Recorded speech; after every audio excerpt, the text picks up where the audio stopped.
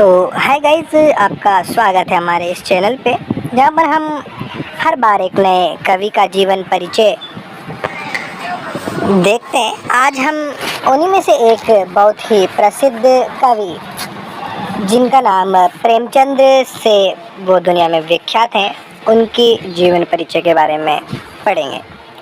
प्रेमचंद्र जी का जन्म जो है 1880 में हुआ था।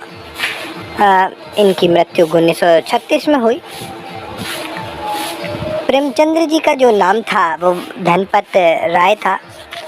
1904 से 1916 तक उर्दू में कहानियाँ लिखने के बाद वे हिंदी में आए।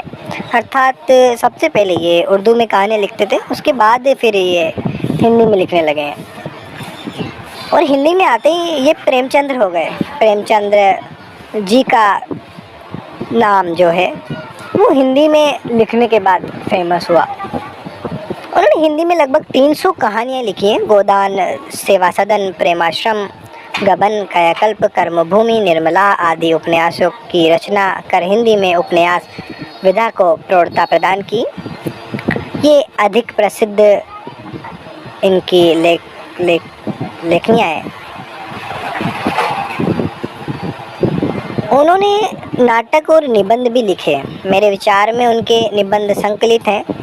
प्रेमचंद्र हिंदी के उन लेखकों में से हैं जिन्होंने हिंदी गद्य को प्रौढ़ता प्रदान की तथा कहानी उपन्यास विधाओं को नए आयाम दिए। प्रेमचंद्र के साहित्य का प्रमुख स्वर समाज सुधार है। कला का कार्य मनोरंजन नहीं है, सामाजिक सादृश्यता नहीं है। यही सूत्र उनके समस्त लेखक का आधार है। प्रेमचंद्र की कहानियों में समाज की कुरीतियों, राजनीति की उथल पुथल, किसानों की दयनीय दशा, सामाजिक रूढ़ियों में बंधनों में तड़पती नारी की वेदना का मार्मिक चित्रण हुआ है। दलित और शोषित के प्रति जो संवेदनाएं से ओतप्रोत प्रेमचंद्र की जो कहानियाँ हैं वो पाठक की मन में केवल करुणा ही नहीं जगाती, बल्कि पाठक को शुभ और आदर्श की ओर भी प्रेरित करती है।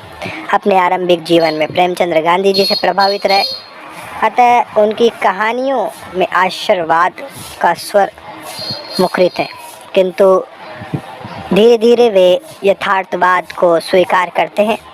कफन, पूस की रात आदि कहानियों में उनकी यथार्थवादी दृष्टि की झलक मिलती है। प्रेमचंद्र की कहानियाँ अत्यंत सरल और सहज शैली में लिखी हैं तथा उनकी भाषा अत्यंत सजीव और पारदर्शी है। उनकी कहानियाँ भारतीय जीवन में विसंगतियों पर तीखा प्रहार करती हैं। उनकी कहानियाँ मानसरोवर के 8 खंडों में संकलित है, यानी कि 8 खंडों में मानसरोवर में इनकी सभी रचनाएं हैं। उन्हीं में से एक है बड़े घर की बेटी, जिसके बारे में आज हम बात करने वाले हैं। बड़े घर की बेटी प्रेमचंद्र की एक आदर्शवादी कहानी है, जिसमें वे भारत की संयुक्त परिवार व्यवस्थाओं की मूल प्रकृति की व्याख्या करते हैं। वस्तुतः त्याग, सहनशीलता, परस्पर प्रेम, सहयोग, सामूहिक भाव जैसे गुणों का प्रशिक्षण हमें अपने पारिवारिक जीवन में सहज रूप से मिल रहा है। इस कहानी में आनंदी नामक कुलवधू अपने देवर से नाराज हो जाती हैं और फिर देवर लाल बिहारी, जो देवर है उसका नाम लाल बिहारी है, की गलती थी। उसकी जो गलती थी उसके कारण उसकी भाभी जो नाराज हो जाती है, बड़े भाई की वधू। बात यहाँ तक पहुँच जाती कि आनंदी का पति श्रीकांत अपनी पत्नी के साथ अलग होने का फैसला कर लेता है।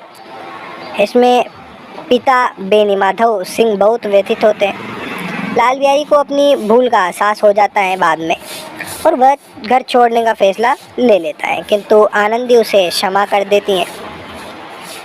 बेनी माधव सिंह आनंदी के इस कदम की बड़ी प्रशंसा करते हैं और कहते हैं कि बड़े घर की बेटी सबको एक करने की क्षमता रखती है।